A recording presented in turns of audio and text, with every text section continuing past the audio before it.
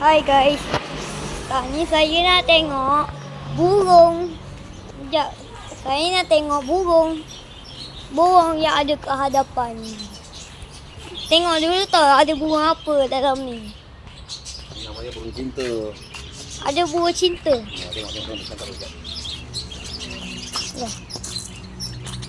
Tengok dulu guys. Sangat banyak. Ayah, sangat banyak.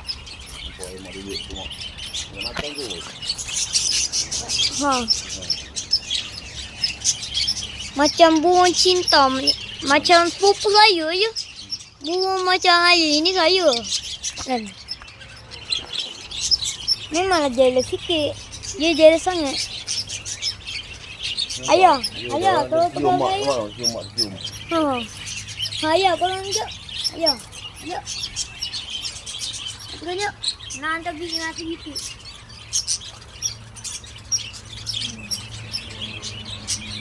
Burung tak elok ni.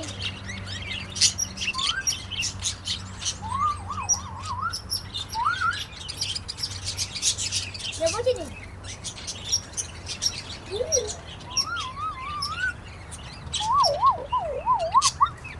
Boleh.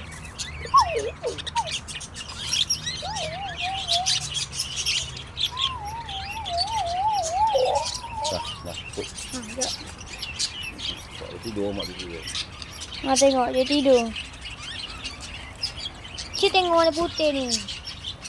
Tu yang jalan dengan hijau ni. Ada baldi kot. Tengok dia naik pun. Dia naik atas pokok kelapa. Cium. Cium apa? Cium lah.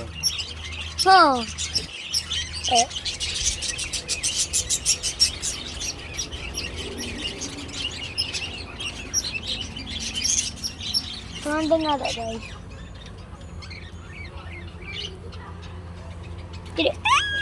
Hilang. Sekejap. Sini. Sekejap. Korang kena fikir dulu. Berapa harga ni? Ayah, berapa harga ni burung ni? Mahal harganya RM6,000. RM6,000 ni 50 sen. 500 sen. Betul. Sumpah tak tipu. Tengok. Dia sumpah tak tipu. Betul. Tengok.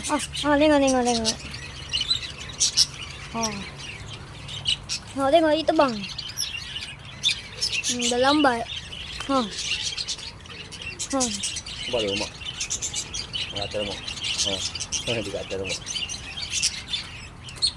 Apa tu? Tengok. Apa tengok? Apa di dalam ni? Ya, kong. Tengok ni guys. Kenapa dia? Anak dia ke ya?